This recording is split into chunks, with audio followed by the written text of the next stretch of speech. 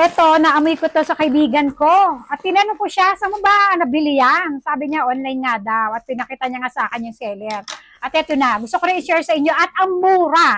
Ang mura-mura nito, meron silang 6 na, ayan oh, laki oh.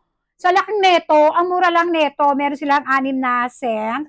Wait lang, tanggalin natin yung plastic, papakita ko sa inyo. Ito yung chocolate premium edition. At maganda rito sa pabangon to. Ayan o, ito yung UD Parfum. Di ko alam paano basahin yun. Ayan o, nakalagay dyan. And meron siya ng expiration date sa ilalim. Ayan o. 2030 pa ang expiration date. Napakalayo. Ay, natanggal yung takip. Nahila ako. So, eto siya. Ayan o, tingnan nyo naman o. At, grabe, may chocolate! Ang bango! Ang bango.